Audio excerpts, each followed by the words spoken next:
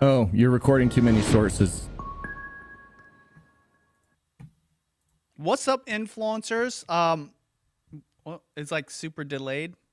Welcome to VI show. It's Benji Travis, video influencers. Are we live mutually? Yes, we are.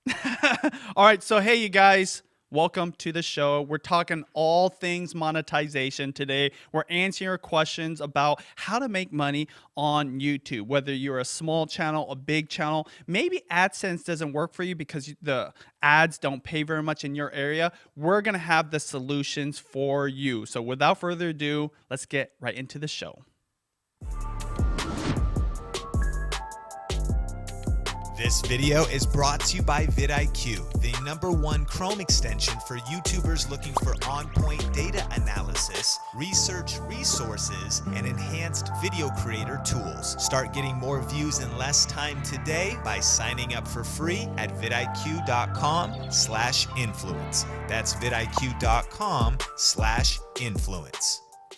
What's up, influencers? Welcome to the show. That's right, we're talking about money. And we've got some special guests today.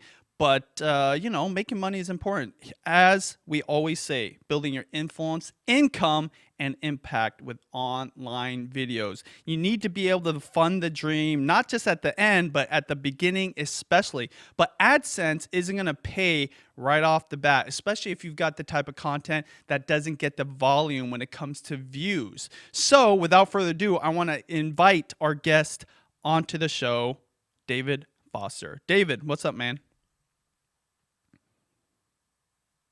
And there's a super crazy delay right now. We need to restart. I think so. Hey, you guys, sorry to do this to you, but it's crazy laggy. We're going to have to just restart and hold tight and come back to video influencers in a few seconds or minutes. Start streaming because it's not delayed right now, but shut off your multi-quarter.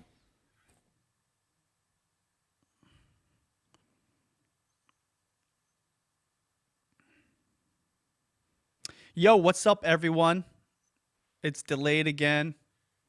Sorry, we're just trying to fix it. We've got a couple technical difficulties going on. No. Hey, go ahead and stop. It's not delayed now. It's not. Okay, we're good. We're good, everyone. So let's just see. Double check mutually if we are good right now.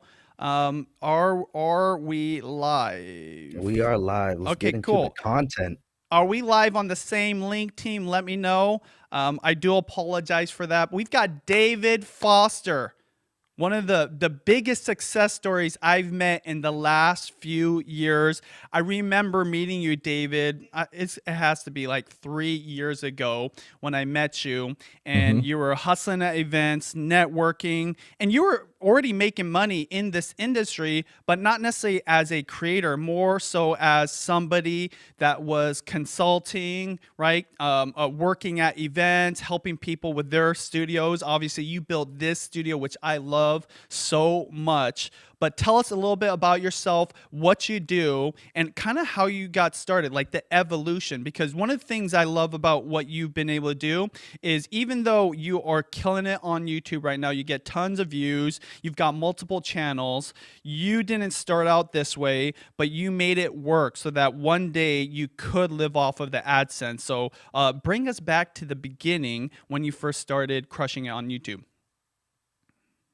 So back to the very beginning, I've been live streaming since like 2010, and I kind of did YouTube videos and stuff back then, dabbled a little bit, but then in 2015, I believe it was, Facebook launched live streaming and gave you the ability to do very high quality live streaming through a certain software called Livestream Studio.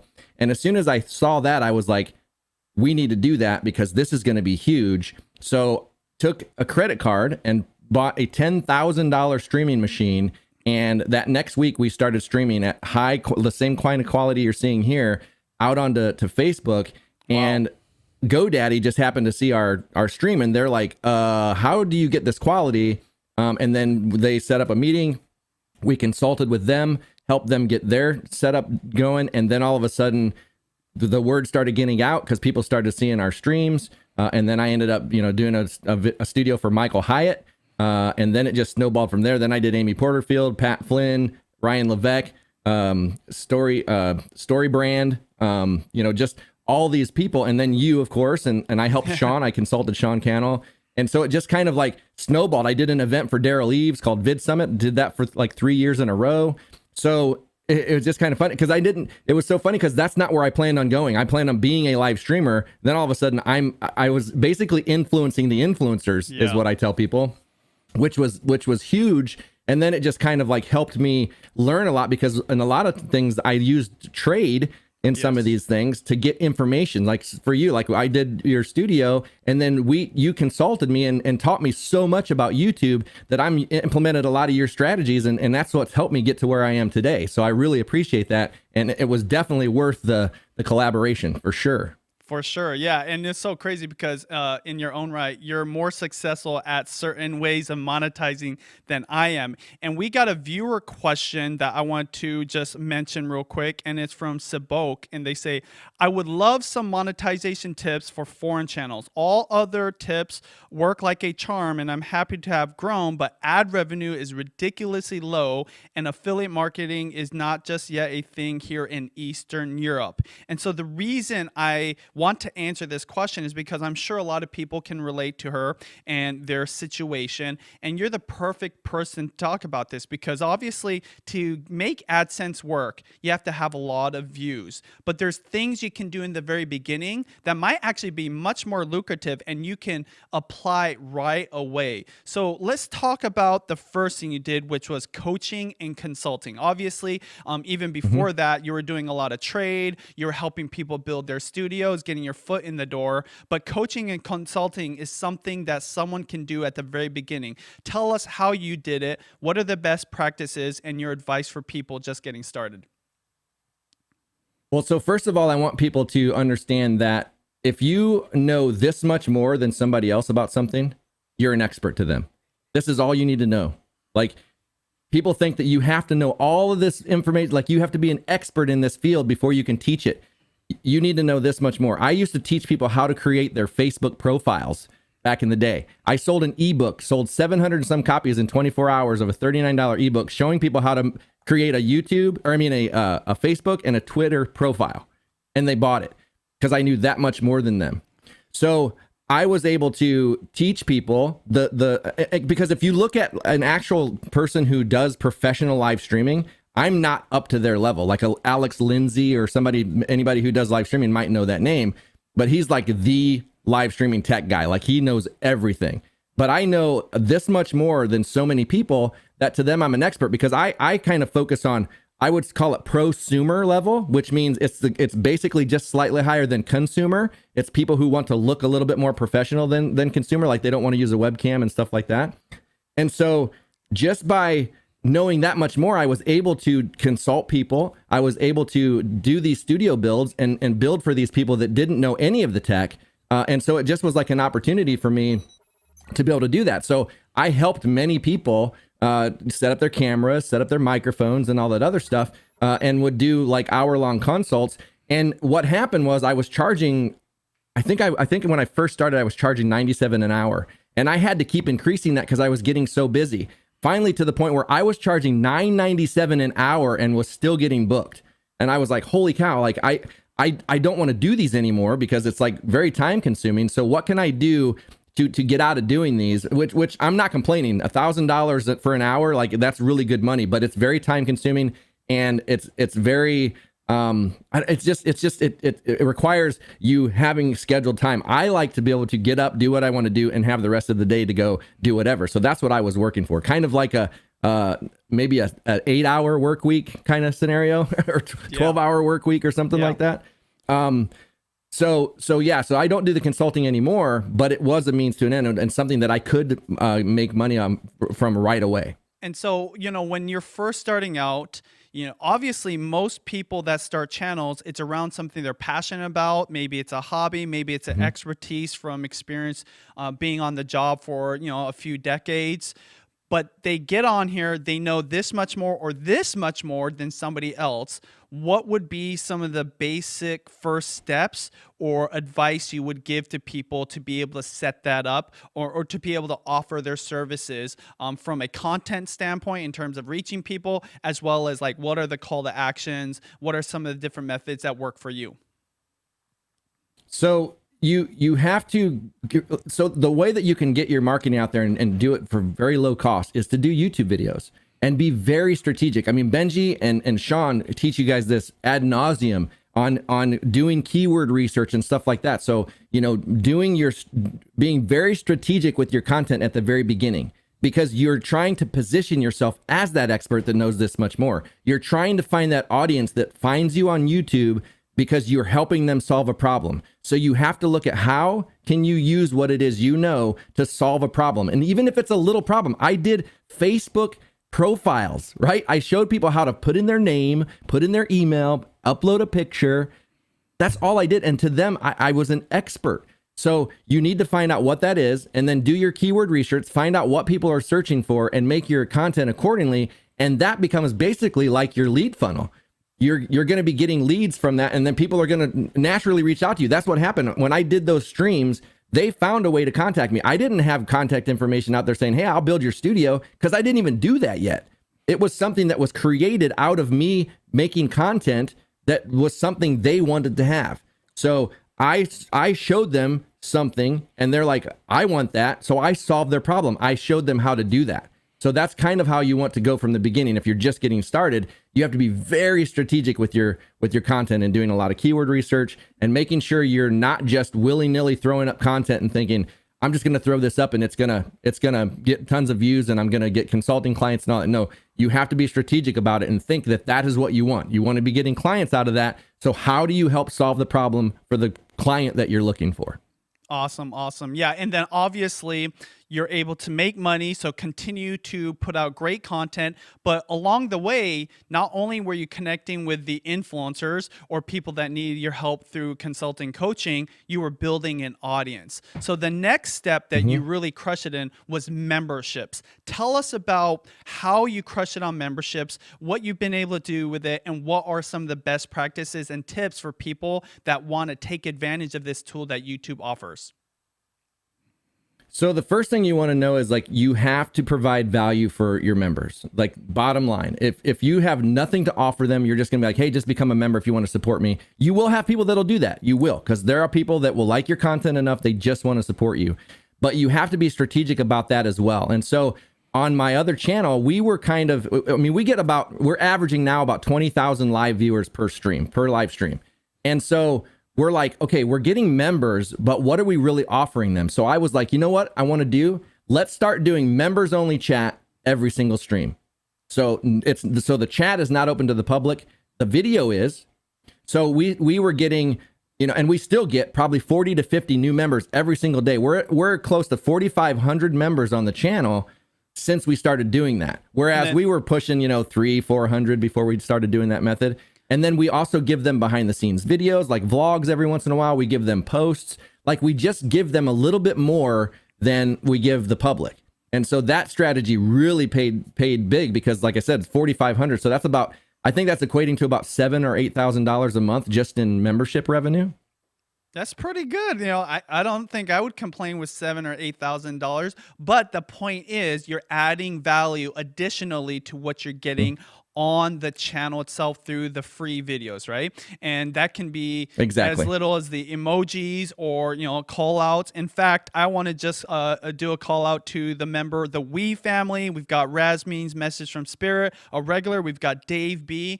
But we appreciate you guys being part of the VI Club. If you want to join and get that exclusive content or the replays of the live streams, make sure you hit that join button. But I love this. And so you started off, obviously doing some trade deals, making some money at events. Then you eventually became a coach and consultant online. And then you were crushing the members area. Now, the thing that's funny about all of this, those are very lucrative, but you found by building your audience, getting those views. Now AdSense is crushing. So I know you got to go here soon, but David, now that you've gone through the journey, right? And I've literally seen it firsthand over the last 3 years, and you are one of the most successful creators that I would call like a good friend.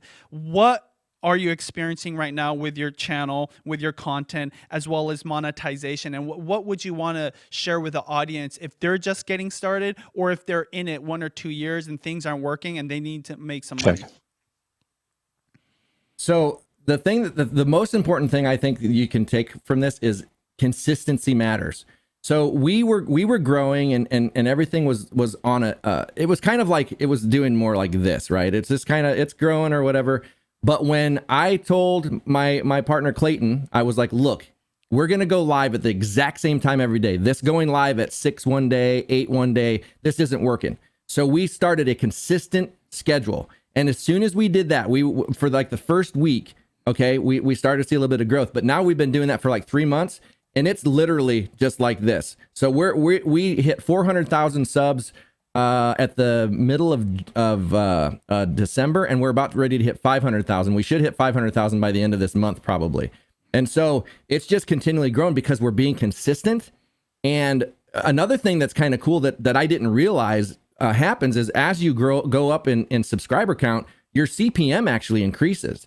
So on my smaller channel, I'm seeing like $3 to $5 CPMs. On this channel, we're seeing like $17. And then if you get up into like the $1 million things, you're seeing like sometimes $20 CPMs. And what that is like, that's cost per million views. So it's like, that's huge, because if we hit that next milestone and that increases again, that's going to be crazy. And also because of all the growth, because people are seeing that we're building a community, like our Discord server is huge right now. And people see that we're very engaging with the community. So now we're getting sponsors knocking on our door saying, hey, we want to get in front of your audience. And so now it's getting to the point where we're getting selective of who we're going to actually bring in as sponsors to the show. And so it just gives you so many more options. But the thing is, like, you're not going to get there if you're not creating consistent content. That's the biggest thing. You want to find a schedule that works for you and upload or go live at the exact same time every week or every day or whatever it is you commit to. Commit to that, because you're trying to get people to build a habit around that content. We have people that have built a habit around watching our show, and they are there every single day. We've got 4,500 paying members, and a big chunk of those people are there every single day. And they're saying, we stopped watching Fox News. We stopped watching this. We only watch your show. And we're building that very dedicated audience because we're there for them every single day, and they know where we are. They know we're going to be there for them 6 a.m. every day. And that's the goal. You're trying to get people to build a habit around your content. And like I said, if you're going live one day at 5 a.m. and then on Wednesday, you might go live at 1, and then I might upload a video on Saturday if I happen to get one done. You're not looking at this like a business. This is something you have to be regimented, you have to be consistent, and you have to stick with it. And you need to be able to commit to yourself too. This isn't something that has taken us, 3 months to build. No, this is 5 years of building a channel. There's 10 years on my other channel to get to 120,000 subs. So it's a grind, and and I tell people in order to know if this is something you're going to want to do, dedicate 6 to 12 months. You have to give yourself at least 6 months of doing something that you're passionate about, and doing it consistently, and not listening to because the thing is, like, you get into the grind, you're like, oh, I'm not making any money. I'm doing this. I'm spinning my wheels. I need this extra money. I got into this because I want to be famous. I want to be rich. Yeah. If you're getting into this because of that, that's not going to happen. It's a long game. And like I said, 6 months to a year before you even start to see much growth is pretty normal. How long did it take you, Benji, before you started seeing any kind of revenue? Well, for me, that's actually a good story. It took Judy, who was really the star of the show, 3 applications to be a partner on YouTube. And that means that when you get denied, you have to wait 6 months. So a whole year and a half before she could actually monetize her videos. So that was almost 2 years of work before she could just do AdSense, right? And so during that time, I didn't want to wait up for that. So Judy and I, we worked on brand deals. We were doing a lot of trade stuff in that first year. So I totally want to echo that. But, I know you got to go, David. For anybody watching, David's story has to be one of the most inspirational we've shared on here, because 4 years ago, he popped into one of me and Sean's vMix live streams to give us some quick fixes so that we would look better on camera. We weren't looking good, right? He's like, oh, you could do this. And I remember seeing him pop up in the chat, and Sean's like, oh yeah, that guy, he knows what he's doing. It's like, okay, cool. Like, I'll use vMix if he tells me to use vMix, right? And that was 4 years ago. And he hustled at these events. He networked. He offered his services. He built this studio. And I remember all throughout that time, even though he was hustling, putting in the hours, doing the work, he was still desperate for information. He was willing to learn and improve. And I'd say 3 years later, after doing coaching and consulting online, making hundreds, if not thousands and thousands of dollars every single month from it, having a membership program that brings in 5 figures, and now he's raking in the cash through AdSense. I can tell you, I learned from him every single time I talk to him. And he is on his way to the next 10 years being even more successful. So definitely follow David, Impartial Geek. He's making you look better and make more money with your show. So go follow him on social media. Go to his channel. We've got all the links down below. David, thank you so much. Is there any last thoughts? Because we have our next guest on. I know you got to go to another meeting, but I really appreciate everything you've done, not only for myself and this audience, because your story is so powerful, and I really do believe you're just at the beginning. Well, and the thing is, like, you guys want to really pay attention, because like, it's not to where you have to build these enormous communities anymore. Micro communities are actually where sponsors and stuff are looking now for people to advertise with. And also there's things like buymeacoffee.com that you can start monetizing right away with your small audience as you're growing. But these micro communities are where it's at. So you got to stop thinking that you need thousands and thousands and thousands of viewers and subscribers and all this other stuff. If you can get to your 1,000 super fans, that's all you really need to do. You can make a full-time income doing this. And like I said, stuff like buymeacoffee.com or things like that are allowing you to start making some revenue from the people that get behind your message or get behind your content right away. So use tools like that when you're first getting started, while you build up your AdSense and that other stuff that can lead to even bigger revenue streams down the line. Bro, you're killing it. I always am fascinated by the ways you're utilizing this platform. This is why I love doing this show and interviewing people just like you. Thank you for being on the VI show. We've got your links. Make sure you guys follow David. I'll catch up with you later, but let's get right into our next guest. So you guys... Yeah. Don't need an introduction to this person, because I'm sure a lot of you know who this is. But Neutrally, why don't you elegantly introduce our next guest? Please welcome Nick Nimmin. Nick, what's up, man? What is going on, fellas? I hope that you guys are doing fantastic today. Super pumped up to be here. You know, you guys are talking about, making money in the difficult journey that can be here on YouTube. So, I'm super excited to hop in here in this conversation. I just want to say also with David Foster in here, because you were just, talking about how awesome he is when it comes to putting all this stuff together. He's also my go-to as well in terms of like, hey, I need help, trying to figure this out. Like he's the dude. So make sure that you go follow him over at Impartial Geek, because he's the one that will help you get all this stuff together, make all of your stuff look awesome when it comes to live streaming on YouTube or Twitch or wherever it happens to be. Yeah, for sure. And, Thanks, David is a great example of really going above and beyond, which I'm all about that. It's all about sweat equity. It's all about hustling. It's all about doing what you can with what you've got, right? At the very beginning. And it might not be millions of dollars, but I can tell you, people appreciate that effort. People appreciate that service. And David did such a big favor for me. He came here and he helped me make this beautiful studio. So by the way, if you guys want a studio that looks badass, it's so crazy how many of the live streamers, some of the most popular people that have a broadcasting show were either influenced or directly helped when it comes to their studio. So definitely go follow them. But Nick, thank you so much for being here. I apologize for the wait. We obviously had a great guest, but excited to have you on the show. And I think we should just piggyback on that story, because I love that you acknowledged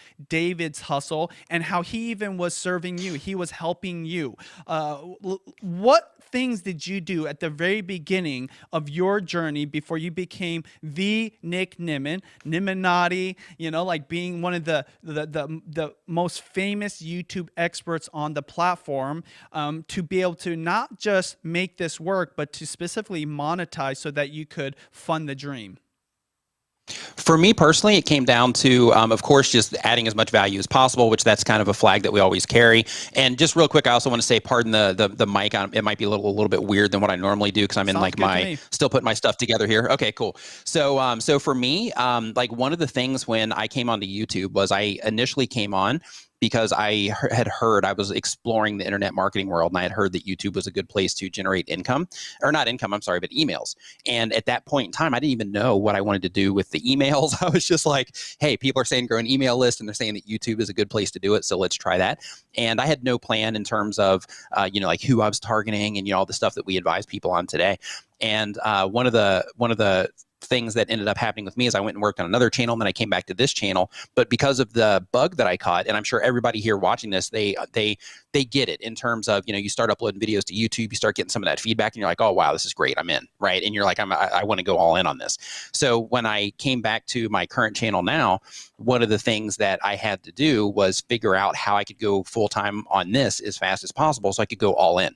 And for me personally, one of the things that I did was I built a website, and that particular website, I started offering services off of that website. It was design services for in-screens. It was actually packages that I sold, but it was, in-screens, it was channel art, it was lower thirds, and like branded transitions, like that kind of thing.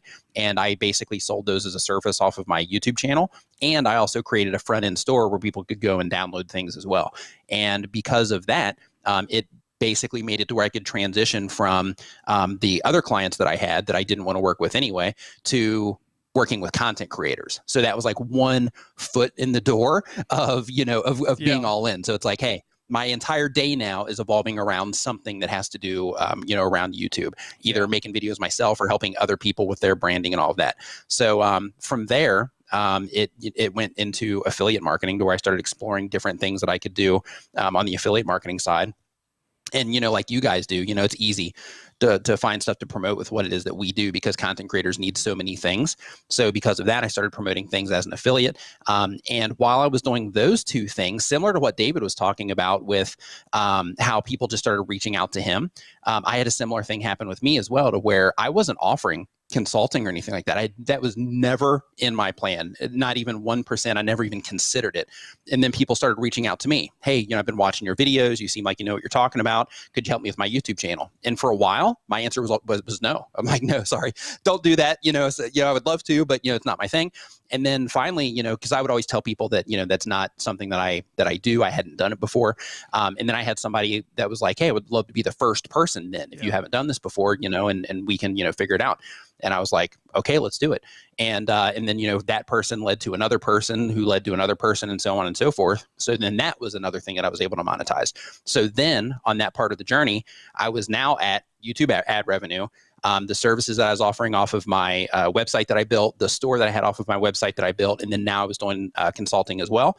And then I built a membership side for the website so I could get the recurring side going on there. And then also the affiliate stuff that I was doing as well. So like that particular part, the consulting was a nice bridge, right? Because the consulting, of course, you can charge a lot for that. So that was a really good bridge in terms of, like, okay, now I can see that, if I want to keep doing this, which I'm not doing consulting at the moment, but I was like, if I want to keep doing this, this can be a path that I can take based around what it is that I'm doing on YouTube that can be, lucrative and help people at the same time. So basically after that, then came like sponsorships, and then now there's also like channel memberships and that sort of thing as well. Crazy. And by the way, that was so much. And one thing I really respect about you is, you share your story in a way that I think people can relate to and learn from, and is very practical. Just like David's story, people are waiting for like the one thing, or making it big, not necessarily just fast, but just like making it big in general, with like AdSense, right? Going viral, or they want to have like the highest paid coaching program, or being expert. You just have to put in the hours. It is a very competitive area, you know, like not just in the YouTube expert space, but like expert coaching space. And one of the things I remember about you at the very beginning is meeting you at VidCon, right? Of course, I knew about you. I watched your videos and your content, but those are some of the things you got to do in the very beginning. And we obviously collabed early on. You were already, you know, hot stuff at the time, right? But you've got to be doing things that maybe it feels like it's unsustainable because it's a lot of work, but it's just for a short time period. Can you speak to that and how, like, I guess the thing I'm trying to say, by the way, thank you for being on. I know you have your other show. You were on for like 2 or 3 hours. But the thing is, you have to work really hard to get to a place where you can work really smart. I always say that you want to be planned out and purposeful with what you're doing, but, you know, effort, there's no replacing that. Is there anything you want to say about that? Because I believe a lot of people discount that at the very beginning, even if they are an expert, right? And I remember hearing a Zig Ziglar, I think it was Zig Ziglar, or it was like some motivational speaker talking to really successful people that want to change their profession, right? And they're like, well, I'm, you know, already well known, I'm already famous, or, you know, I make this much money. You know, especially on YouTube, because everyone wants to have a channel, become a YouTuber, have this influence, you got to put in the time. Anything you want to speak to that, and maybe speak to how much time you put in now and what the difference is between your first year on YouTube and now. Sure. So basically, first off, thank you for having me on here. I love coming on here anytime that I get the opportunity. It's awesome. So thank you. Basically, for me, a big thing in terms of the time and the dedication to this was the transitional period. So that transitional period to where I was leaving one thing behind and stepping into something else, which was YouTube, that particular period of time was extremely it was taxing on my energy levels. We'll just put it that way. And what I mean by that is that there was a point in time to where I was waking up and I was either working on the design business that I had, or I was working on my YouTube channel, and then I was going to bed. And then I would wake up and I would work either on the design business or the YouTube channel, and then I would go to bed. And that was pretty much my entire day, with the exception of maybe running and grabbing a coffee or something. But basically the entire day was working on something. And the thing that kept me going through that process was just understanding deeply that I didn't want to do what I was doing before, and I want to pursue this. I like really dig this and I want to pursue it. So I just went completely all in on my energy. I sacrificed, like, you know, spending a lot of time at the movies and like going and, you know, doing a bunch of things so that I could make sure that I was dedicating the time to, you know, fully make sure that this thing is going to work out and learn what it was that I needed to learn in order for this to work out as well. Because, you know, like a lot of people when they are on YouTube, one of the things that they're thinking about that you touched on earlier is, man, I hope that I get that break. I hope that I make that one video that takes off. I hope that, you know, this, that, or the other thing. But in reality, everybody watching this, like, there's a process that you go through, there's skills that you learn, and those processes and skills are what equate to a successful YouTube channel or full-time on YouTube, or being able to make a lot of money around what it is that you're doing on YouTube.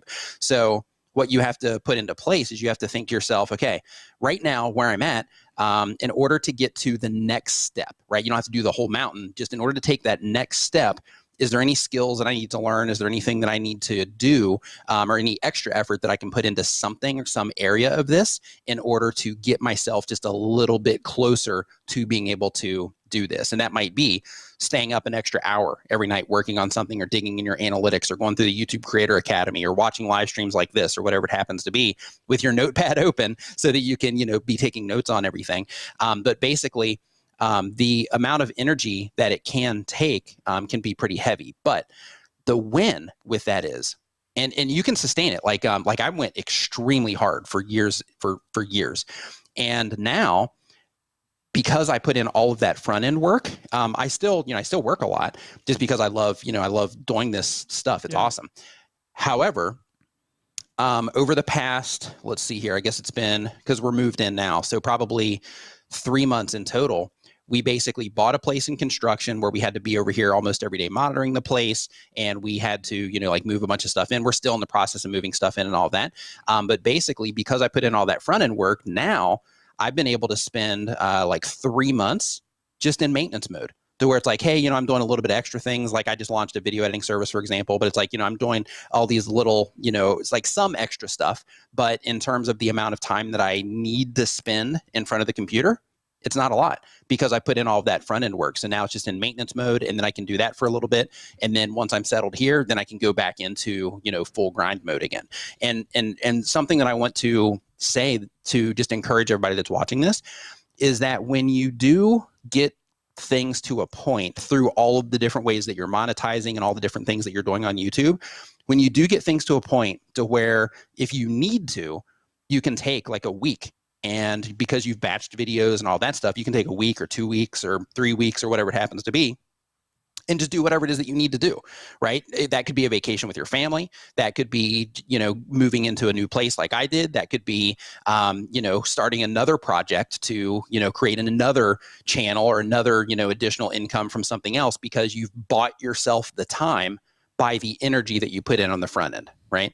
So I'm not saying work hard and then go lazy. I'm just saying that it opens you up a ton, because now you have, the space, so to speak, to be able to, take time when you need it. Yeah, for sure. You're earning the margin for the future now. And I can tell you another great example is a co-founder of this channel, Sean Cannell. There was definitely years, because when we started Video Influencers, he was also working a full-time job. He was consulting with people, and he was hustling on his own personal channel, Think Media TV, which I think at the time was smaller than what we were building here. I think it was already going, but it wasn't really established yet. He didn't have the momentum. And so now he's able to actually take breaks. And I would say, like, there's some weeks where he's similar to you in maintenance mode, right? So by the way, I love that story. That is very inspirational for anybody to learn, because now having that bandwidth, you're able to do things like you said, build a house and supervise the construction. But all of that effort up front sometimes feels like it's not worth it, or you question, is this gonna work for you? And I've never met somebody that didn't have that season of their journey when they're successful. Everybody has it. In fact, I'm kind of in a similar mode right now. Obviously, we've already built Video Influencers to where it is. I love this community, but I was always doing this as a side hustle with Sean. My wife and I, we've been vlogging 7 days a week for about 5 years, and now it's 5 days a week. But I'm transitioning more to this because this is where my heart is.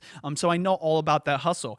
Every single morning I'm trying to get everything done. By the way, I'm writing my next book, Nick, right? So this will be the next step from YouTube Secrets. So I'm spending some time in the morning writing the book, and then I'm getting ready for my day, and then usually I try to cook breakfast for the kids, and then I get into maybe vlogging or doing whatever, and then I get into the studio and I try to work a little bit more on preparing for a live stream on Saturdays. And so literally every single day, similar to your days, looks like that, even at my level, right? Like I don't have this assumption that because I already got an influence and I've got the resources that I don't need to. Now, I still try to work smart, but I realize there's something that comes out of that effort that isn't really tangible. You can't even describe it. And that's where the gold nuggets are. In fact, that's where the treasure chest of gold it comes from. And that's where you're going to find your true niche. That's where you're going to find your special gifts. And honestly, the audience is going to be able to kind of tell you what it is that's most valuable about what you offer. I mean, by the way, that was a lot, but any thoughts on that? Because I believe, just like you, in your story, you didn't realize you were going to go on this path until you were on the path. Absolutely. And with this also, I mean, just as, because you were like, you understand your position and what you can do, but you still are a fan of the hustle, so to speak. Yeah. Like, to speak to that point, it's 2 a.m.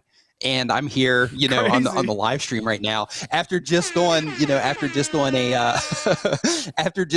another live stream for, like 3 hours straight.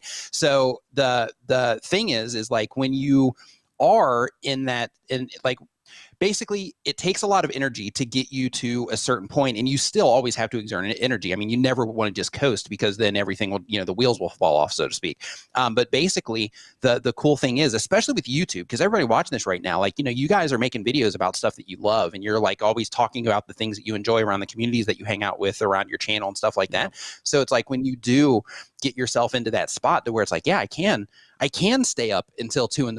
and live stream. It's fine. If I need to sleep in tomorrow, not a big deal, right? So it's just a cool thing. But in terms of like the energy, yeah, it definitely takes a lot of energy. I had a period of time, to go back to the point that you were talking about in terms of, thinking like, man, is this even the right path?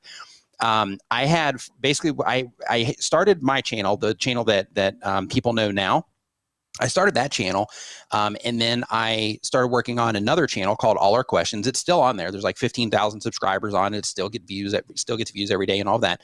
But basically, that particular channel is the channel that ignited me in terms of YouTube, just because I love making the content and I love the community that was growing around there, and I learned so much on that particular channel about YouTube and all that through what I was doing to actually grow that channel. And basically, the energy that I was putting out at the time of, like working day and night and all that stuff, a lot of that was around that channel. And I actually did have a period of time to where it was just too much, and I just completely burned out. And I was like, you know what, I can't do this anymore. And at that point in time, I had to make that choice of, okay, well, I can't do this anymore as it currently is, but I'm hooked. I'm hooked on YouTube. So because of that, I have to make this very difficult, and I don't know any other way to put it, just a very difficult decision to stop uploading to that channel and start working on my current channel, which is just easier content to make. That's the only reason, is that it was just easier content to make, because I knew that I wanted to be on YouTube, but I just couldn't sustain what I was doing because I was uploading more there than I should have, more than the advice that I was given to pace myself. I went outside of that advice, and it ended up coming back to bite me.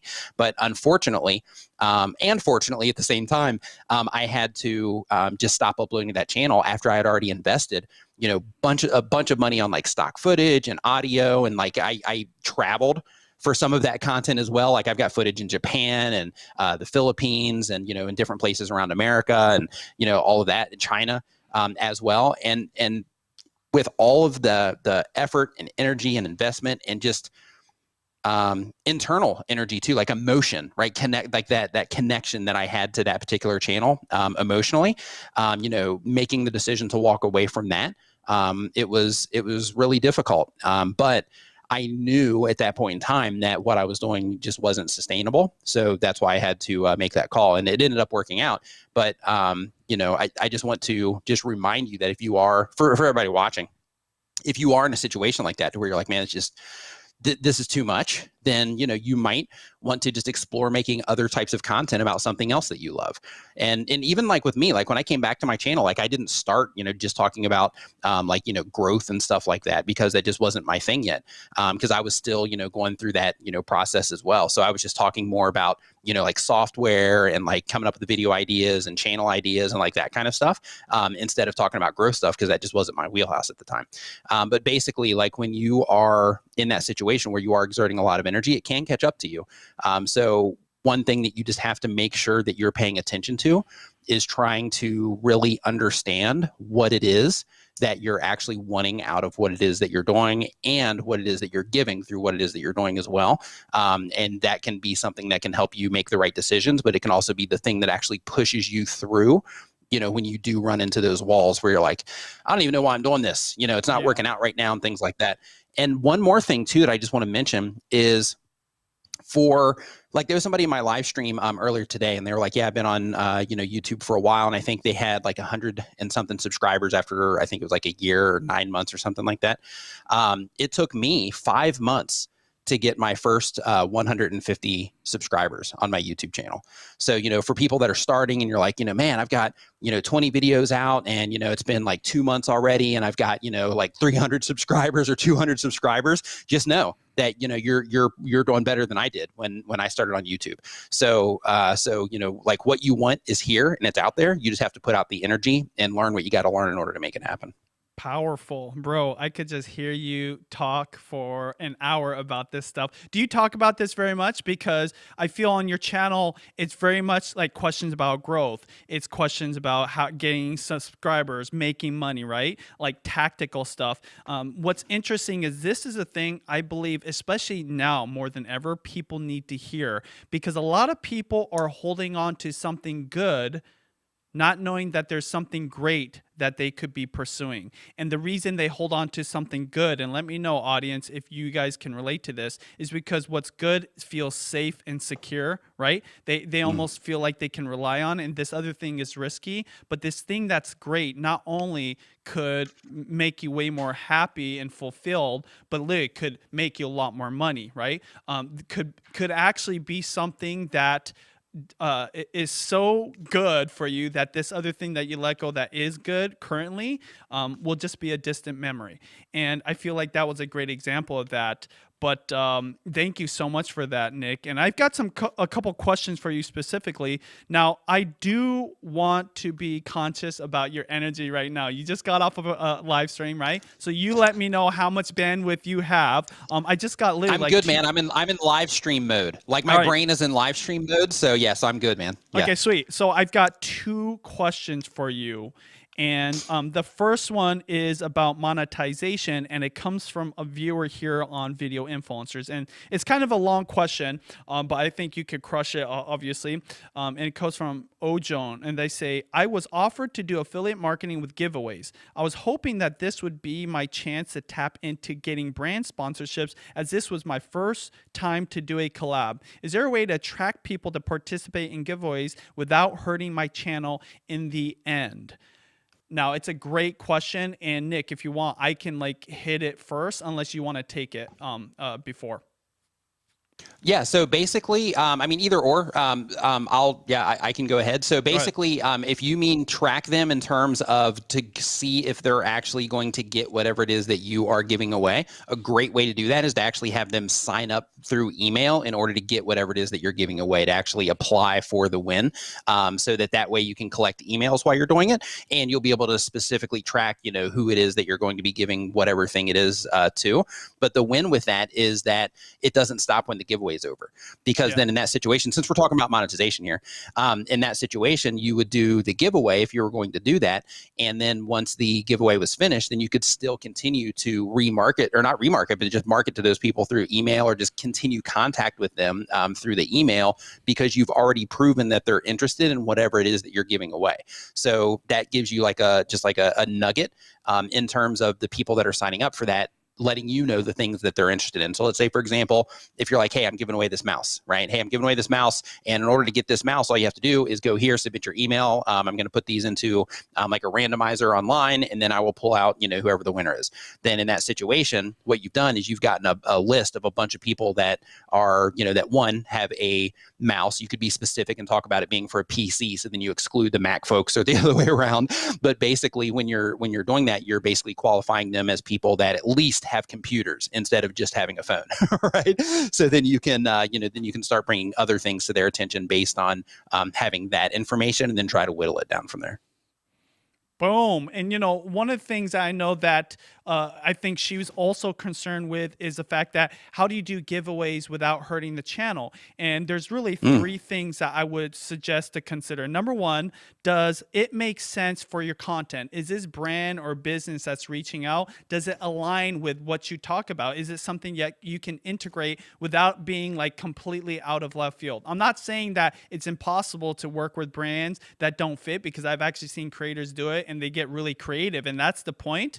But that alignment is key. Secondly, you know, you want to make sure it aligns with the needs and wants of your audience. You want to make sure that they actually would want to purchase this, or this is something that would benefit their life. And the third thing is, do you believe or use the brand or business's product or service? Because I do believe that is important. Now, I have done brand deals in the past or giveaways where it wasn't necessarily a brand or like a product or service I use every single day, but I make sure to get familiar with it before I do the giveaway or the brand sponsorship. So those are are the 3 quick pieces of advice. But I love what you said, Nick, because this is a way to do a giveaway that's going to pay dividends beyond just the giveaway. Because the fear with a lot of people, including this viewer who asked this question, is that people are going to watch the video, subscribe, try to win the thing, and then unsubscribe later. And so I do feel that giveaways in moderation are great for a channel, especially at the beginning.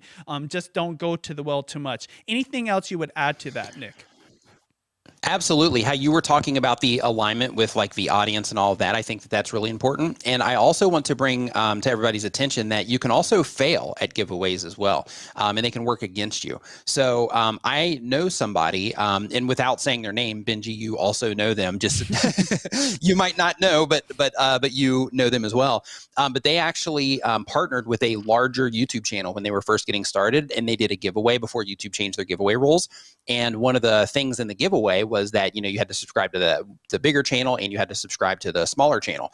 And that smaller channel ended up growing to about 35,000 subscribers. And, at the time, it's like, oh, hey, great. I just got tons of subscribers because of this. However, if you go and look at the social blade for that channel, you'll see that for the next year and a half, that they were just taking a loss every single day in their subscriber gain. And the reason for that is because all these people just flooded in to get the thing, but nobody cared about the content creator. So what Benji was saying about making sure that everything is in alignment with what it is that you're doing is really important. And another thing that I would like to add to that as well, and this kind of, there's mixed opinions on this, but in my opinion, I think that when it comes to giveaways, that you should give to give, not give to get. Because I think if you're giving to get, then in that situation, you are the intention behind your giveaway is polluted, so to speak. But if you're just giving to give in terms of like, hey, you know what, I just crossed 5,000 subscribers or 1,000 subscribers or 10,000 subscribers or whatever view counts, or, I just went full time on YouTube, whatever the thing is. And then you're like, you know what, because of that, I want to thank you, my viewers, and I'm going to give away this whatever in order to, apply for the giveaway, or in order to, get your name in the hat, so to speak. All you have to do is X, Y, Z. But I'm a big fan of that because I think that if you take that approach, then you can't help but have everything in alignment because you're doing it for the right reasons. You're doing it to give back instead of to get, and you are doing something that is more pure in terms of like the interest of the audience, your own interests and things like that. But another thing as well, because, this was coming from the angle of a brand wanting to collaborate with them on this. A brand doesn't care if a bunch of people subscribe to your channel and they unsubscribe. And I actually have a video on my channel talking about how brands scam YouTube content creators. And the foundation of that video is essentially that there's a lot of companies that'll reach out to you as your YouTube channel is growing, and they will try to frame things. I think that some people just take this approach. I don't think that a lot of it is really malicious, but you will have people that will reach out to you and they will try to frame affiliate marketing around a sponsorship. They'll be like, hey, we want to sponsor your YouTube channel. And in your brain, you're like, oh, this is great. My first sponsor, I have this person reaching out and they want to sponsor my channel. But then you keep reading the email and they're like, okay, so, all you have to do is you make a video about this and then you put this link down in your description. And then if anybody clicks on that link and they end up buying, then you're going to get a percentage, right? And to you, if you're not familiar with affiliate marketing and how all this stuff works, you might think, wow, this is cool. So all I have to do is make a video for them about this, and anybody that buys it, I get a commission, right? What you're actually doing in that situation is not a sponsorship. You're affiliate marketing. That's a totally different thing. Mm-hmm. So in that situation, if you end up getting an email like that, the approach that you want to take is, which you should be proactive on this anyway, but the approach that you want to take is, okay, if this person's reaching out to me to promote them as an affiliate, well, instead of promoting them as an affiliate, unless they're a great fit for what it is that you're doing, in that case, go ahead and do it if you would like. But think like, okay, this is the type of audience that I have. This is the type of content that I make. What would be a great fit for the people that are watching my videos? Would it be this company here that's sending out this, this information trying to get me to sign up with them? Or could I find something even better? And by taking that approach, then what you're going to do is you're going to find the perfect products that are going to be a great fit. And then you'll be affiliate marketing consistently, which then will end up swelling your income as your channel grows as well. Basically, when you start doing this stuff when you're getting started, as your channel grows, your income grows, right? Which is a huge win. Yes. So because of that, make sure that you're just being very mindful and that you're just being aware of what's happening. And another thing with that too, is a lot of companies will reach out for things like phone cases and all this stuff that, you know, you could go to the store and get for $50. And, you know, they expect you, the content creator, to take your time to make a video for them, put the wear and tear on your camera, promote their thing where you would actually have that sponsored, you know, message that pops up on your video and all of that stuff, instead of you just saying, you know, hey, instead of doing that, why don't we try to work out something else instead of them sending you like a phone case, for example, so that you can actually start not rebutting, but so you can start negotiating with these companies that are reaching out to try to and get yourself into a better situation instead of just trying to get a phone case out of it. Unless you really need a phone case, then in that case, do your thing. Yeah, it's great points. You know, one thing that I want to echo is brands aren't always your friend, and they're not always on your side or in your corner necessarily. It might seem exciting, especially at the very beginning, but it's your responsibility to protect your value and what you bring to the table. And by the way, I've been on Clubhouse a lot lately. It's this new app. Yeah, it's pretty crazy. And it's kind of interesting you being on the other side of the planet, and like I never see you on there. I don't know if you've been on there before, but I hear so many people asking about negotiating with brands and, you know, how do you know what rate to charge? And I think that it's a great question. Just realize that it is the agent's or the brand rep's responsibility to negotiate with you to try to get the best deal for them, right? So it's important to understand not only what is your rate, but draw a line in the sand, and you're going to have to work hard to protect that because they're trying to do the same thing too. Like I invite negotiation from brands, but I'm very clear with them. It's like, hey, this is my rate, and if you can't pay it, it's all good. Like no hard feelings here. I just move on, and that's it. So the reason I bring that up is I think half of what makes a great brand deal outside of the basic principles like alignment and, you know, is it good for your audience and does it make sense for your content, is also just making sure it's a win-win, right? Don't be working for the brands. You aren't paying for the opportunity to work with them. They're paying the opportunity to work with you because it's your influence and your content. Even the content itself is valuable intrinsically because they would have to pay hundreds, if not thousands of dollars for somebody to shoot that, for someone to edit that, for an actor or actress to play the part, to say the lines or whatever. And then, you know, to actually distribute that. Like, can you imagine how much it would cost them in ad budgets to be able to reach your audiences, whether you're a smaller channel or a bigger channel? It's usually way more than what the typical brand pays for a sponsorship. So a lot of people don't know this at the beginning. So thank you, Nick, for sharing that. I do just have one more question. If you don't mind, go ahead, if you don't mind me just saying one more thing as well. Another thing on that side of things is when you are trying to figure out, because people are asking this, like Benji was saying on Clubhouse all the time, like when you're trying to figure out like how much should I charge a brand, like there's all these formulas and stuff that you can find all over the internet. There's socialbluebook.com to where you can go and you can get, you know, like their estimate on how much that you should charge based on like your average view counts and things like that, the engagement you have and all that. But all that stuff is great, right? And it's a great starting point. But you also got to think like, okay, what is this worth to me, right? Instead of looking externally and thinking to yourself like, okay, you know, this is what this calculator online says, or this is the formula that MCNs use, or, you know, I went to this conference and I saw this presentations and this is what they said to do. Like there's all of that and all that's great, but also just think to yourself, like, what is this actually worth to me? You know, is it okay for me to do it for $100, or is it worth my time more so to do it for $1,000, right? Or is it worth my time to do it for $10,000, or, you know, whatever it happens to be. But, you know, like outside of the formulas, use those as kind of just like a loose baseline, but then also think about things like Benji was talking about. You know, if they have to, I mean, of course they can work with other influencers and that's fine too, because you can promote things as an affiliate. You don't even need sponsors, right? You, depending on your content, of course, but in a lot of cases or most cases, you can promote things as an affiliate also, you know, to where you don't need them, or you can make your own products and things like that, which is a whole other conversation. But the idea is that when you are, doing all this and you're thinking like, how much should I charge these people? Think about yourself and think about, what it's actually worth to you. And you would be surprised at what you can get, these companies to agree to.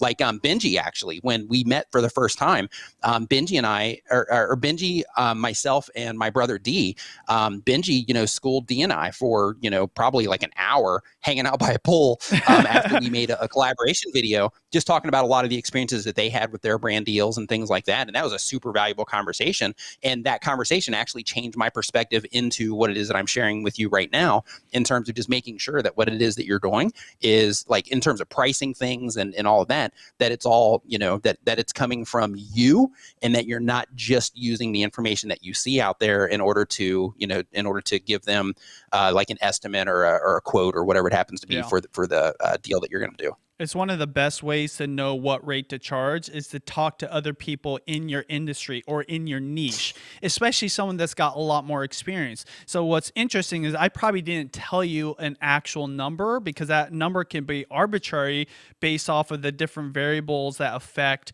the terms of an agreement for brand sponsorships. But one thing, hopefully that was a big takeaway for you that I would share with everybody, is probably every influencer needs to be charging more. And I know brand reps don't want to hear this, even talent managers to a certain extent, because that creates a little bit of friction. But that friction's good. That keeps the playing field even, and that keeps them kind of on their toes. You have to do that, or else they're going to take advantage of you. I remember hearing Gary Vaynerchuk talk about this once on one of his podcasts, and he's saying, influencers sometimes laugh. I think it was like a graphic on his Instagram, actually. Influencers sometimes laugh about how much they pay. Influencers sometimes laugh at how much they charge a brand for a sponsorship when they consider how much work they're putting in. And then in the behind the scenes, the brands are laughing at how much the influencers charge for what the brand is getting. This is 10 years deep for me.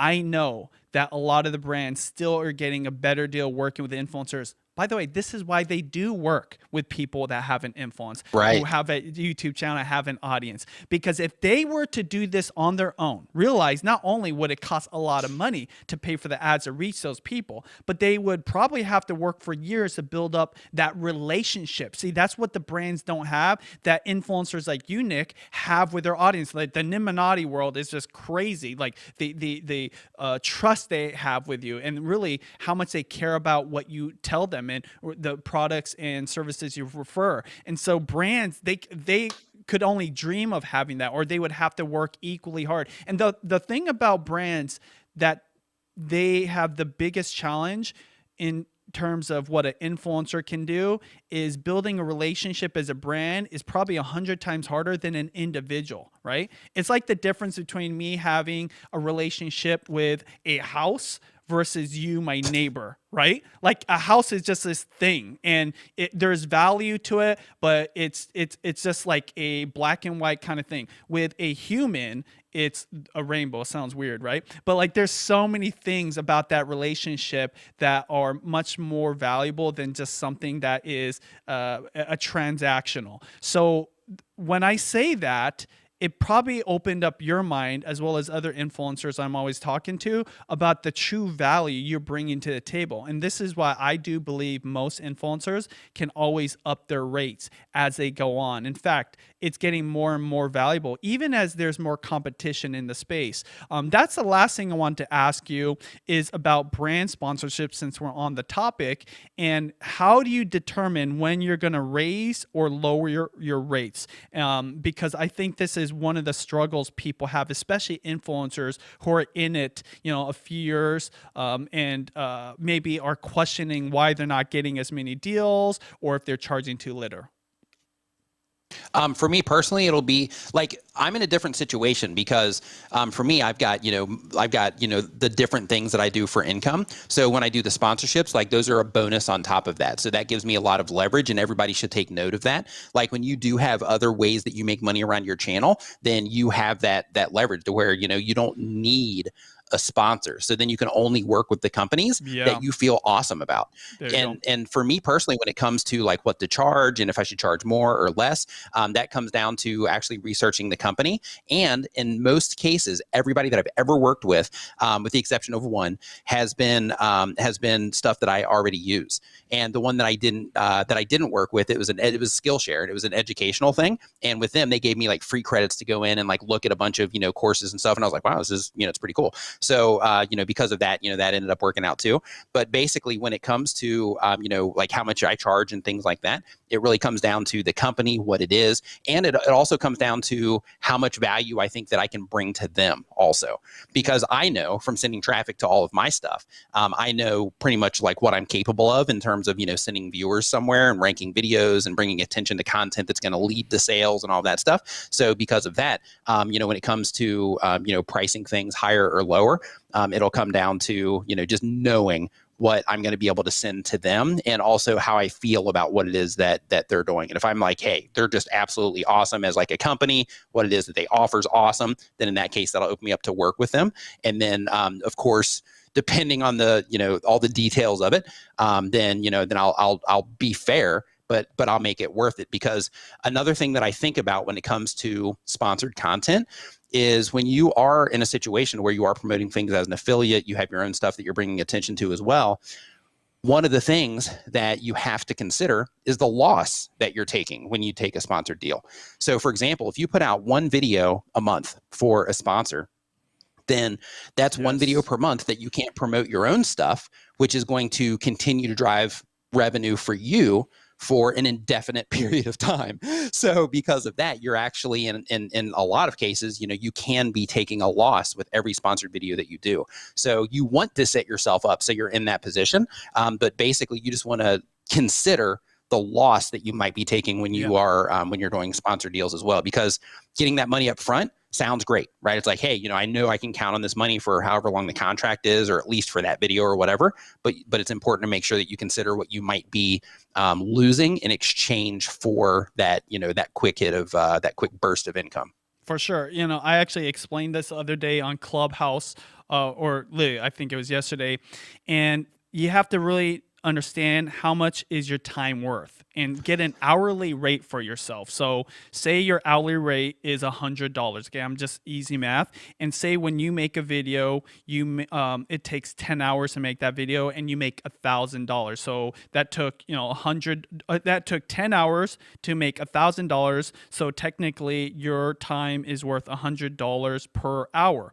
And so say you can take those same 10 hours and you can make like $2,000 or $3,000 with a potential sponsorship. That's a great black and white way to kind of know if you're on the right track with brand sponsorships. But what I love about what you said is there's an ROI beyond that with YouTube videos, especially because those evergreen views, especially if you've got your own product or you've got an affiliate deal, you'll get not only views while you snooze, but you're going to make sales down the road. So that's a great point. And by the way, this is why even more so, you should be charging more for brand sponsorships. And if you have this lingo, it'll help you in those phone calls, even in email discussions, have the chops so that they take you more seriously. Because one thing is... And present yourself too. Exactly. Present yourself professionally. If these reps kind of know that you don't know what you're doing and you don't have the right lingo being said, they're going to just walk all over you, right? And they're going to convince you that it's not worth it. So I don't know what's going on with the computer right now, but we're running a lot of things right now here in the studio. What's that? That was a transition. That was a transition. Okay, we'll just keep it on this. Transition. Okay? We'll just keep it on this. So I just got 2 questions from the audience, and then I want to go ahead and finish it up today, because I know it's 2 a.m. It's so crazy. But do you want to help me answer these 2 questions from the audience, Nick? Let's do it. All right, so and we're just going to keep it on this from here on out. And Buckets with D asks, what are the best ways to promote your YouTube channel? Go ahead and take this one, Nick, in terms of the best way to promote your channel when you're first starting out. So first thing that you have to know is that when it comes to actually promoting your YouTube channel, the best thing that you can do is get YouTube to work for you on your behalf by making content that adds value to viewers/users on their platform. Yes. Because ultimately, what you eventually want to accomplish is that you are packaging your content in a way that gets people to click on it, and you are able to keep people engaged in your content enough through watching and further engagement that YouTube will deem it as a satisfactory experience for their viewers, or at least a certain set of their viewers, so that they can start presenting your videos to other people that are similar to those viewers that they think might be a great fit for your content. That's the best way. But in addition to that, if you want to like externally promote your content, one of the things that you can do is there is a really good chance that with most types of content out there, there's a really good chance that there is some type of community on the internet that talks about the things that you make videos about. If it's games, if it's crafting, if it is motivation, if it's entrepreneurship, if it's marketing, if it's electronics, if it's, you get the idea. So because of that, if you can embed yourself in those communities, and don't just go in there and spam your stuff all the time, but just embed yourself in those communities as well. And as you are, getting more familiar with what it is that you're doing on YouTube, you're also starting to get recognition in those communities as well as somebody that's continually adding to the conversation, or at least being a part of the conversation in those communities. Same exact thing goes on Twitter. When you are making content about tech, for example, in that case, you want to be interacting on Twitter with all the different tech channels and things like that, because through that interaction, people are going to flow over, not in mass, right? Because you're just getting started, but people are going to flow over from some of those conversations. They're going to check out your Twitter profile. When they check out your Twitter profile, it's a really good practice to make sure that you have a link of some kind. If it's going to your YouTube channel, that's fine, or your website, or you can have one of the contact pages as well, where, it has, a little photo of you and it's got your YouTube and Twitter and all of that stuff on there. But basically the idea is that you just slowly start spreading awareness, through doing that type of activity. But when you embed yourself in the communities, the really cool thing there is that you start to grow your influence in multiple places on YouTube and then all those communities as well around the subject matter that you talk about. But at the end of the day, the big wins, don't get me wrong, there are like Reddit, for example. Reddit can be just a waterfall of traffic. If you happen to hop on like a good trend, or the specific type of content that you make is something like, really cool animations or something like that. But for most types of content, like if you're doing any type of like, how-to content, or if you're doing like gaming content, that kind of stuff, then Reddit cannot be like extremely beneficial for you. You might get, little hits here and there, but it's probably not going to be worth your time. But ultimately what you want to do is you just want to get good enough, instead of spending all the time, trying to do all this external stuff to drive traffic in, spend the time on YouTube, studying other YouTube channels who make content like yours, studying channels that are successful that don't make content like yours, learning your stats, watching live streams like this, so that you can get a really good handle on what you need to do on YouTube. Because once you can get YouTube working on your behalf, that's where things really start getting nice on YouTube. There's literally nothing I could add. The only thing I'd say, when you're first starting out, realize you probably already have an engaged audience of family and friends on your personal networks. So start DMing the people that you really trust and care about you and want to support you, and start sharing right there, right? Get some real-time feedback from people that I think would give you constructive criticism. But everything Nick said, I mean, that's exactly, I was like ready to say a whole bunch of those things. I love the Reddit too, because obviously with what Reddit just did on, I don't know if it was Reddit or not, but with the stocks. GameStop? Yeah, right? Yeah. I mean, that's a perfect example of how powerful communities are. And if you're part of those communities, there's a lot you can do there off platform. But still, to this day, the best way to get your videos promoted, or for you to promote it, is to let the algorithm do it for you. And so position your videos for search to get ranked when people come to the platform, because this is a search-based platform, YouTube. That is like the way that we'll promote for years down the road. Some of our most top viewed videos are still getting hundreds of thousands of views every single month, because literally of that strategy. And YouTube promotes you better than anybody else. So the second question I want to ask, and it kind of goes back to sponsorships. Ashley Espinoza asks, if brands give me free products, should I still be charging a fee when I'm just starting out with sponsors? And I'll take this first. It all depends on where you're at and what you're willing to do. And remember that your video, depending on the quality, still already has a value to it. So if it takes you 10 hours to create a high quality video because you're using, top of the line gear and you're good at editing, don't discount the fact that you have that video itself, even if you have no audience, because time is money. But secondly, a dollar saved is a dollar earned. So say it's something like we were kind of joking about phone cases, but say it's something like a computer or like a tablet like this that costs like a few $100s or $1,000. I personally, when I'm first getting started, if I needed something for what I was doing on YouTube, I totally would do trade deals and not be too critical about, am I getting paid? And this is me after doing tons of sponsorships, and I almost would never ever do something for trade unless like, a car company was going to give me a Lexus or something like that, right? What else would you add, or is there anything you would do differently, Nick, for sponsorships when you're just getting started? Yeah, so if they're reaching out and they're wanting to give you free stuff, just like Benji said, I'm following you on that one, man. Like if it's something that you would to where you're thinking like, wow, you know what, my phone case is beat. I need to go shopping for a phone case this weekend. And then you wake up and you have an email of a phone case company wanting to send you a box of phone cases. In that case, you might want to consider it because you're getting ready to go shopping for one anyway. But you have to make sure that you are, balancing it out. Like, okay, well, if I make this about theirs, then I start sending traffic there. Let me hop online real quick and let me see, what phone cases are available that have affiliate programs that might also be awesome. To where if I was going to make a video, then maybe I can get some long-term income instead of just getting a phone case out of it, like that kind of stuff. But research, that sort of thing.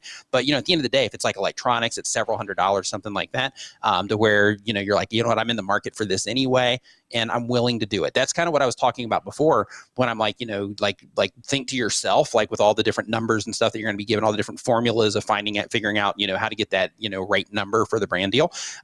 Just think of what it's worth to you. So in some cases, making a video might be worth, $100. In other cases, making a video might be worth $1,000. But in those cases where, making a video might be worth $100, that $100 that you might save on what it is that they're going to send you that you happen to be in the market for anyway, that might be the win. I know a friend of ours, Brian D. Johnson, he just did one to where they sent him, I can't remember exactly what it was, but they sent him something. It wasn't like a high value thing, but his thing with that was like, hey, I was literally looking on Amazon for this stuff, and then I opened my email and I had it in there. So I was like, yeah, sure, just send it.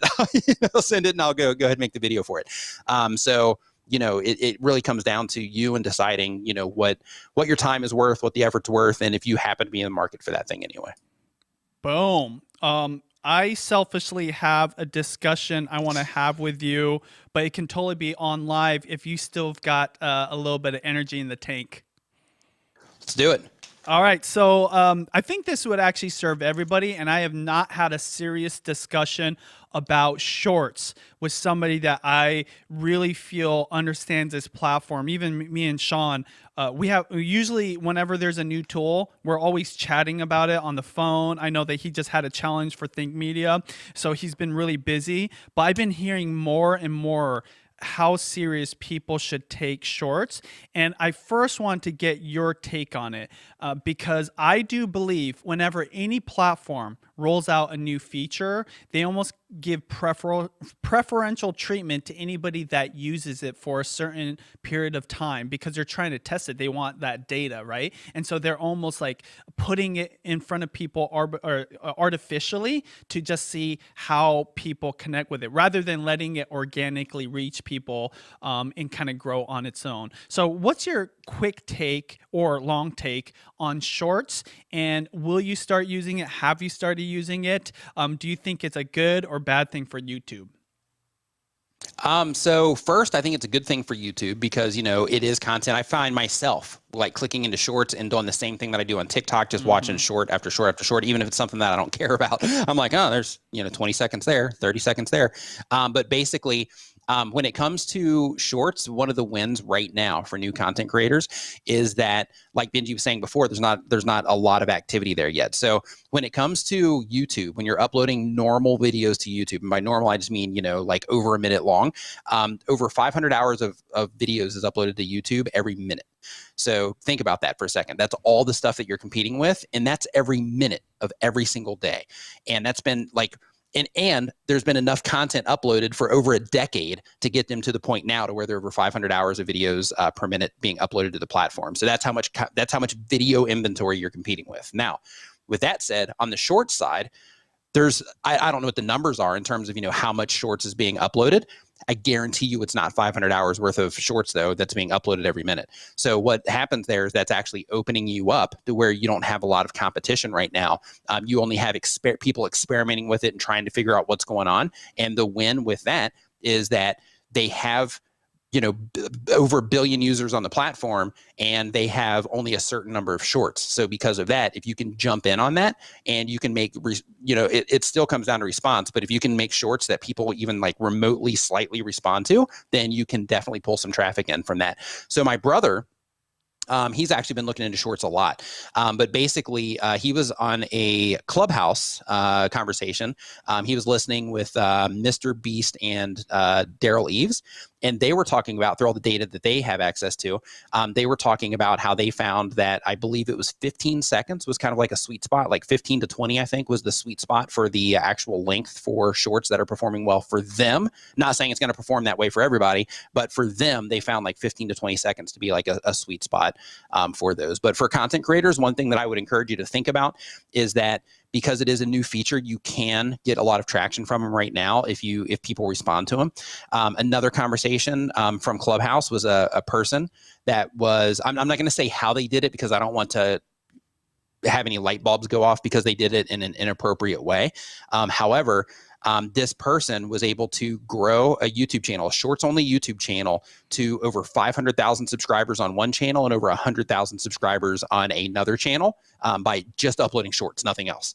So, because of that, the potential is definitely there to get some serious traction on the platform. But one thing that I would encourage you to do is, unless you have the actual shorts button in your phone, then in that situation, I would just be, and this is theory. I don't have like data for this. This is just theory, but I would just be a little bit cautious of completely bombarding your channel with shorts. Yeah.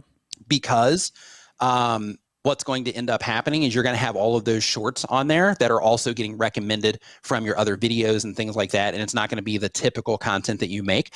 So just be mindful of that and try to have some type of balance if you're putting them on your main channel. But if you decide to go with like another channel that's complementary to what it is that you're currently doing and have that as only a shorts channel, then of course go hog wild there if you want to experiment. But when it comes to your channel, I would just recommend, and again, this is just theory of, the approach that I would take, is I would definitely balance it out with not just completely flooding it for the sake of, just how YouTube works with all their recommendations and stuff. Yeah, the reason I asked too is I believe everything you just said, and I feel anytime there's something new, you should at least test it out, like see if it works. You never know when it's going to hit with your audience and when the algorithm's going to give you that preferential treatment. But have you seen how it affects your video library? I'm not always so worried about what the video library looks like because it's not like it's like a huge source of traffic because we know suggested videos. But do you know what I'm talking about, Nick, when it comes to shorts? And obviously it's vertical video and it just kind of messes up that video library. Yeah.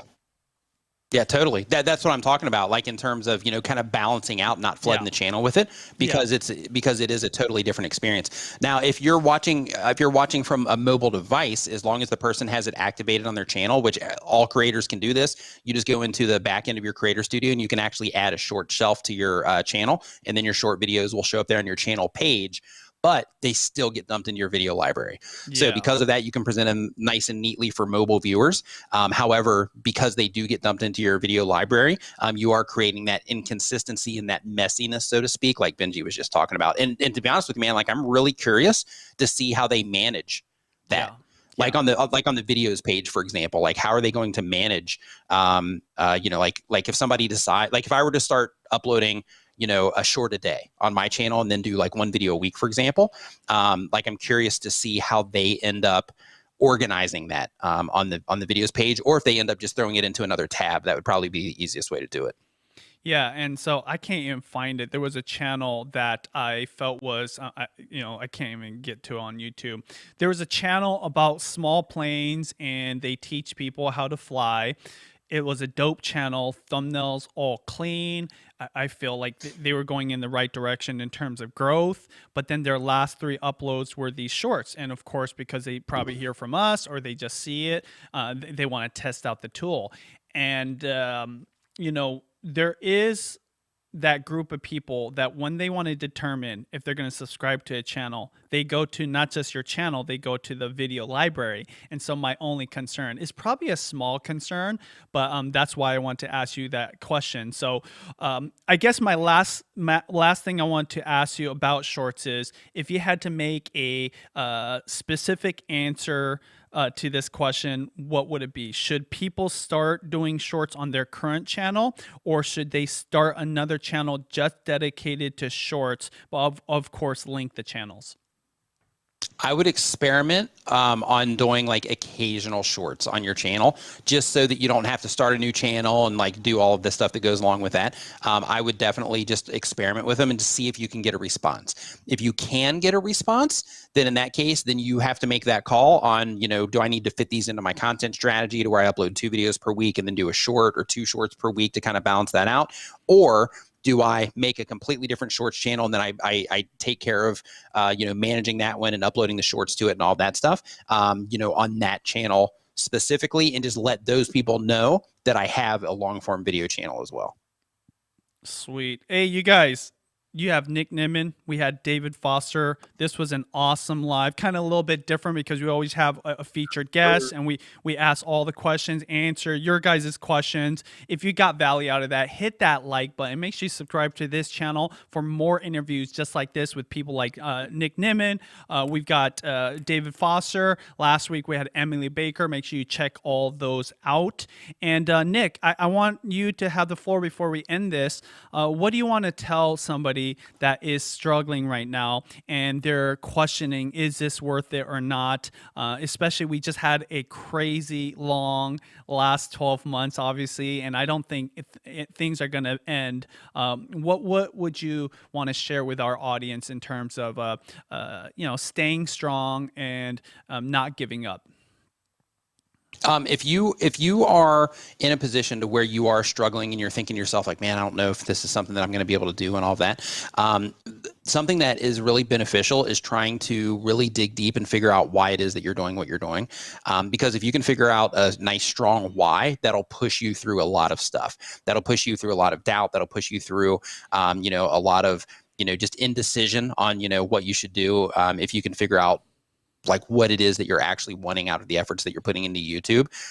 So the first thing would be to figure out exactly what it is that you want from YouTube for yourself, because everybody, you know, all of us, you know, we all want to give through the platform as well. But a lot of people, they just think of like, hey, I just want to entertain people. I just want to do this. I just want to do this for the viewers, which is great.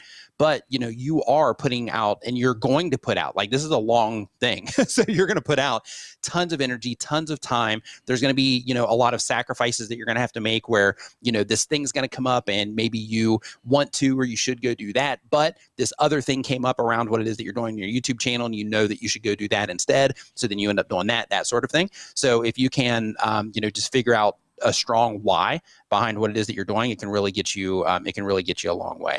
But another thing that I want to tell you as well is YouTube isn't for everybody. So since it isn't for everybody, you know, make sure that when you are looking at what it is that you're doing, that you are willing to look yourself in the mirror and that you're willing to say, you know what, it is for me. You know, it might not be for everybody, but it is for me. And since I believe that it is for me, I'm going to go through whatever processes I have to go through, and I'm going to learn whatever it is that I have to learn, and I'm going to stay up late if I have to, and I'm going to wake up early if I have to, and I'm going to go out and get a new camera if I have to, or whatever it happens to be, in order to figure out how to make this thing work. Because Benji and I both, through like us and through the people that we know that also have, you know, YouTube channels, successful YouTube channels that are full-time content creators, like YouTube impacts lives in ways that I've never seen in anything else that I've ever done. And it can change your life. It can change the life of the people that you're around. It can change the lives of the people that you reach through the content that you make that you might not ever even meet. And because of that, like the opportunity here is pretty, it's crazy. And I know me personally, when I first came on the platform, I had no idea what I was getting into in terms of, of what things have developed into. I had no idea that any of this was even possible. So if you are somebody that's on the fence and you're like, I don't know, just really dig in deep and figure out, that why, and think to yourself, like, why do I want to do this? Why is this important to me? Why am I uploading videos in the first place? And then once you have that, then start trying to figure out a mission of some kind. And that mission is the thing that you're going to do for yourself and for the people that are watching.